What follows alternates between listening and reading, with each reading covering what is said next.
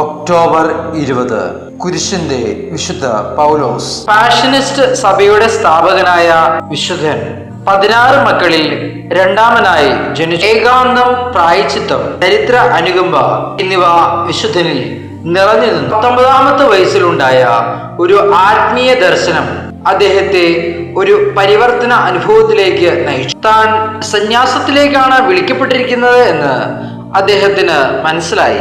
1715 Clement 11-ാമൻ പാപ്പായുടെ ആഹ്വാനമനുസരിച്ചും ഒരു രക്തസാക്ഷിയാകുവാനുള്ള ആഗ്രഹം മൂലവും തുർക്കികൾക്കെതിരെ കുരിശുദ്ധത്തിൽ പങ്കെടുക്കുവാൻ പോയി. എന്നാൽ സന്യാസ ജീവിതം പുൽകുവാനുള്ള ആഗ്രഹത്താൽ നാട്ടിലേക്ക് മടങ്ങിയെത്തി. കർത്താവിന്റെ പീഡാസഹനങ്ങളോട് വളരെ ഭക്തി പ്രകടിപ്പിച്ച വിശുദ്ധൻ റോമിൽ വെച്ച് പാഷനിസ്റ്റ് സഭ സ്ഥാപിച്ചു. 81-ാമത്തെ വയസ്സിൽ വിശുദ്ധൻ നിത്യസമ്മാനത്തിനായി വിളിക്കപ്പെട്ടു.